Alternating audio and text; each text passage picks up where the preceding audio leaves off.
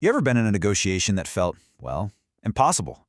Like a situation where you've got absolutely nothing to offer, but you still have to walk away with a win? Today, we're going to break down the strategy for that exact kind of problem. And we're using a pretty wild case study to do it. How to recruit a dragon for a mission that could literally get you killed. So our hero, Jack, gets this little piece of advice from a demon. Yeah, you heard that right. The message is crystal clear. The stakes couldn't be higher. Find a dragon or it's game over. This isn't just a suggestion, it's the bare minimum for survival. And that right there is the core of the problem. Jacko needs a dragon, a specific one named Draco. But think about it. Dragons are these ancient, powerful beings that sleep on mountains of gold and gems.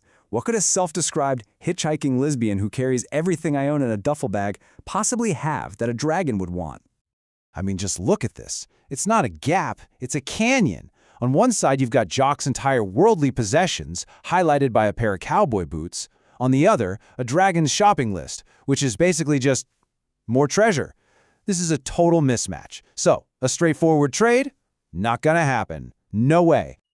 So, what's her play? She's smart. She knows she can't just walk up to the dragon and hope for the best. That would be a complete disaster. Instead, she pulls a brilliant move. She focuses on building goodwill with a key ally first, a gatekeeper named Maz. It's all about banking some favors before you need to make a big withdrawal. And here's exactly how she does it. Jack goes to Maz, but not for herself. She's asking for help for her friend Harry, who happens to be a master potter from the Renaissance. She helps get him a studio space and gets Maz not just to agree, but to get genuinely excited and fund the whole thing. What she's really doing is creating a debt, a sense of I owe you one. And this quote is the secret sauce. This is why her strategy worked so perfectly. She didn't just ask for something, she connected her request to one of Maz's deepest passions. He's a huge history and science nerd, so the chance to meet someone from the Renaissance, to him, that's priceless. The whole conversation shifted from money to passion. Genius. Okay, so with Maz in her corner, Jack is finally ready to face the dragon. But, even the best plans hit a few bumps in the road. In her case, two big ones. First, a totally chaotic monkey named Groucho, who decides he wants to join the party. And second, well, the dragon himself. Before she can even get down to the dragon's lair, the monkey makes his pitch. And you got to admit, he makes a surprisingly solid case for himself. He lays out his resume. Way stronger, way more agile, a bite that's no joke, and he can pick locks with his toes. Come on, that's a special skill you don't just find anywhere. He's arguing that he's a real asset. So, after dealing with Groucho's very enthusiastic application, Jack finally heads down into the lair. This is it.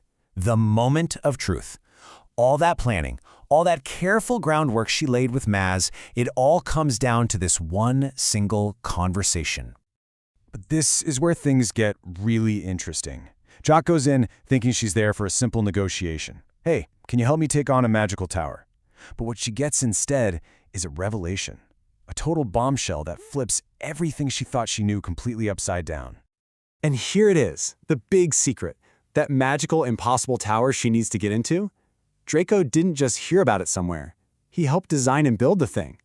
Her potential muscle is actually one of the architects. This just went from asking for help to asking for a guided tour from the guy who drew the blueprints. Now, to really get why this is such a game changer, you have to understand what Jayuk thinks her biggest obstacle is. It's this, a horrifying, rickety rope bridge hanging over a chasm that seems to have no bottom. For someone terrified of heights, it's a waking nightmare. Just try to picture this. An entire hour spent inching across this thing, testing every single rotting board, heart pounding out of your chest. And then, the second you finally make it to the other side, the whole bridge just collapses behind you. You're trapped. It feels absolutely real and incredibly dangerous.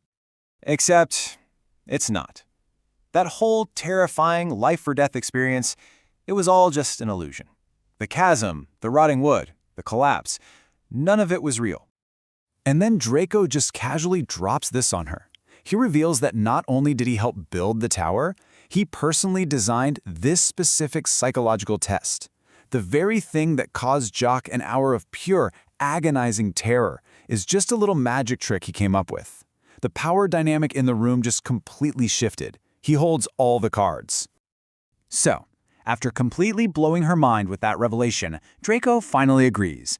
Okay, fine, I'll help you.